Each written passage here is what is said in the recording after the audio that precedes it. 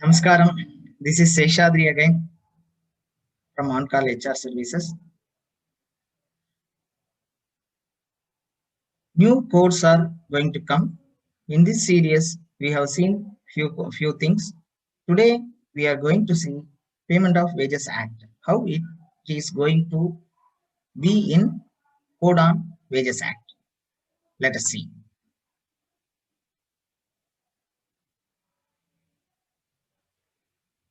Payment of Wages Act to Code on Wages Act. This is a part 2. Code on Wages Act consists of Minimum Wages Act, Payment of Wages Act, Payment of Bonus Act, and Equal Remuneration Act. So these 4 acts put together become Code on Wages Act with few changes. Let us see. Earlier, we have presented in one video on Minimum Wages Act what are all the changes are going to be happen in Code on Wages Act.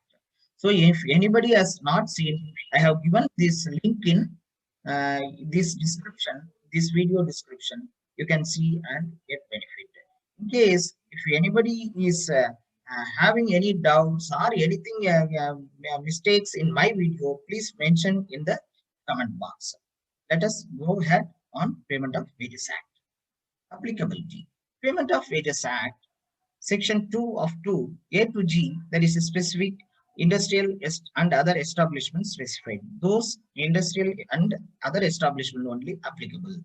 As well as it is applied, that is present Payment of Wages Act applies who are all drawing less than or equal to 24,000 per month. It will not apply people who are earning more than 24,000.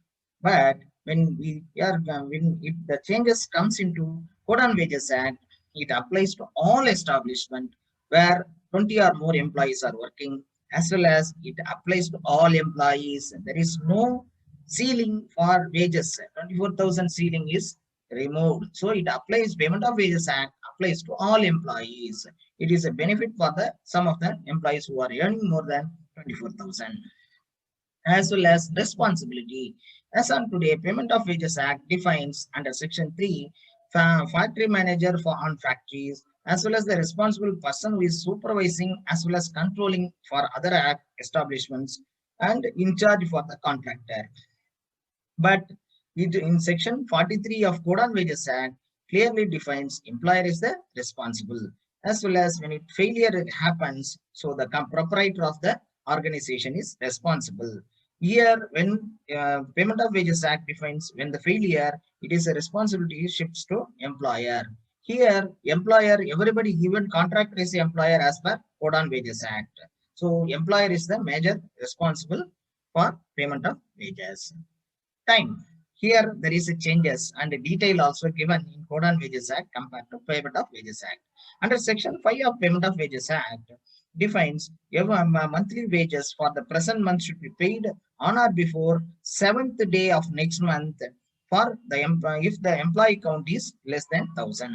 If it is more than 1,000, it should be 10th of next month. When it comes to Code on Wages Act, it goes in depth. Daily wages should be paid on the same end of the shift. Weekly wages, last working day. Fortnight wages, end of second day of the fortnight, as well as monthly wages before expiry of 7th day. That means 10th day is removed. So all the establishment should be make the payment by 7th. Another year, Payment of Wages Act for second day, it should be settled for termination. Same thing is coming in Code on Wages Act also, but it includes resignation, not only termination. So here, one point we should be very clear, it defines only wages. So we under definition of wages, what are all the dues to the employee, it should be settled within 2 days, not all the settlements. Saying deductions. Yes, here also little change is there. Section 7 of Payment of Wages Act defines deduction should not exceed 50% of the wages. In case of cooperative societies, it can go up to 75%.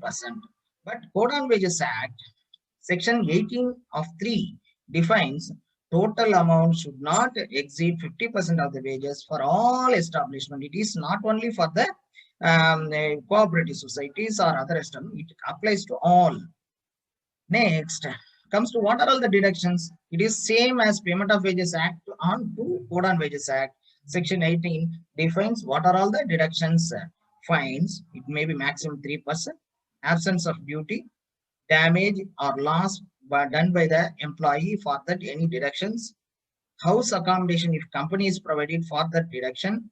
Any services provided by company for that deduction, and any advances paid to the employee that recovery, as well as welfare from welfare fund any loans paid for that recovery other than traveling or conveyance allowance, and house building loan anything given for that recovery, income tax, PF, pension fund, health insurance premium, payment of to the cooperative society, union membership fee, prime minister or relief funds, any government funds for that is put together comes under deduction. Under this headings, the total deduction should not exceed 50%. That we should ensure.